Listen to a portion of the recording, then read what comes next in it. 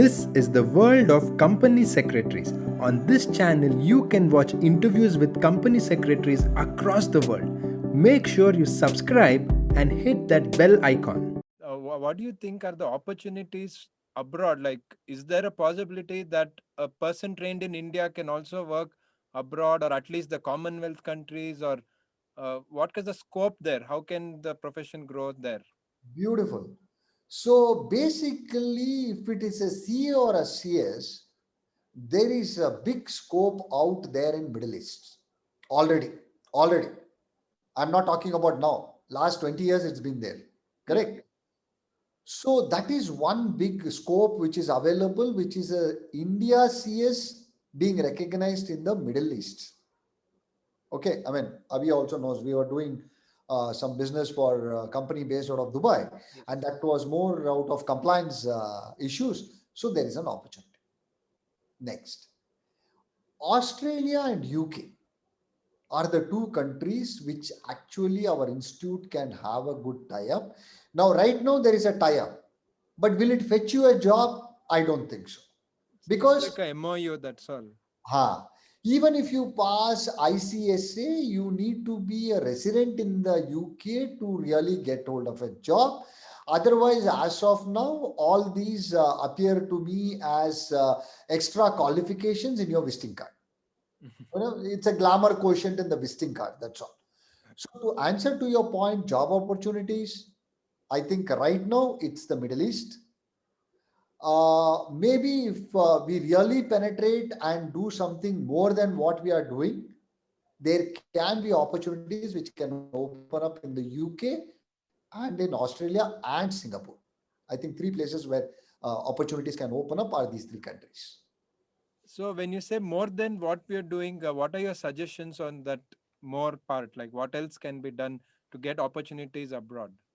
Only MOE is not going to help, Alok. Yeah, You really need to have competitive exams like CPA. You know exactly. what CPA is, right?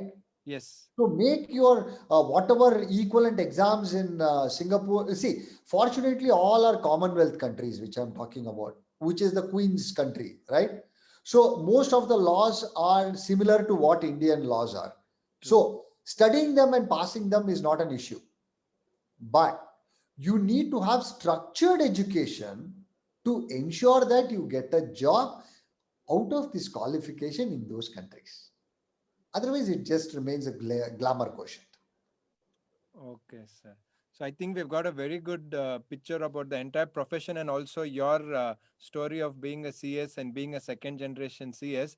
What is your message for students who are studying the course? Now, they could be in the foundation level, which is called as the entrance test now, or the executive or professional, because very often they get demotivated. So we would want your words of wisdom. Okay, I will I will use the three E's. What are the three E's? I will start with an entry, I will start with an exist, and I will end with exit. What am I trying to say? Entry.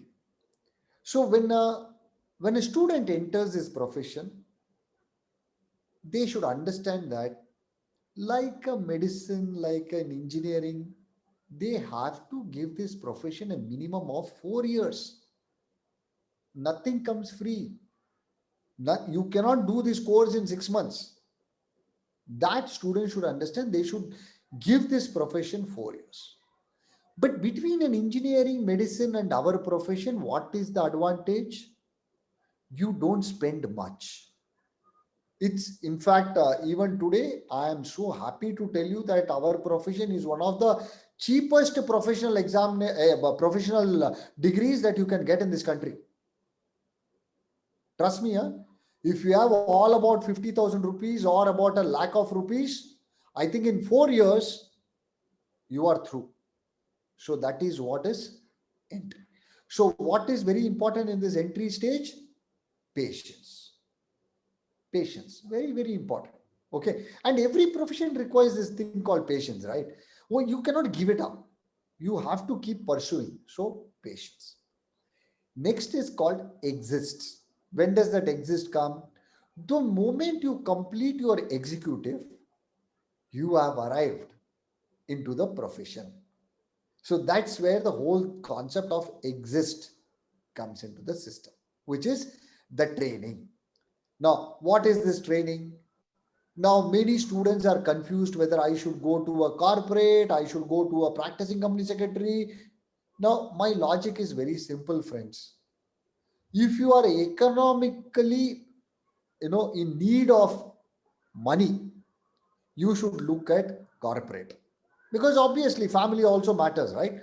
Now, if you are economically sound, then you can pick up this practitioner to be your mentor. Okay, there is a big difference in learning. Corporate, I don't say it's limited learning. If you are very lucky and if you have one merger transaction during your lifetime as a trainee in the corporate, done. But otherwise, if you look at practitioner, there are a variety of things that you get to learn, right from incorporation to winding up. So the stipend may be less with a practitioner, but learning may be more with a PCS. So you have to decide. Next, when I say exit, it's very important that during the training itself, you should try and complete your final. That people should understand. You know, just keep the social media away for about a few months before your exam. It's not worth it. Don't worry about the WhatsApp message or the like button in Facebook. It's not going to help you. Please understand, if you are in Insta, you should understand, oh my god, you can't keep scrolling down the Instagram, right? Don't do that. I mean, these are all small little messages that I want to give you, because it's very important in a student life. I know you are the most disturbed with all the social media stuff which is happening, but if you want to be successful, keep it aside. Only then you can exit, not from the profession, from the student life, and enter the lovely profession where I will tell you, the salary is waiting to be given to you, and it's a fortune, friends. There are company secretaries in this country who are already earning in 8 digits. And I say 8 digits, it's a crore of rupees. If you guys want to get there, then the most important phase of your life is the student life.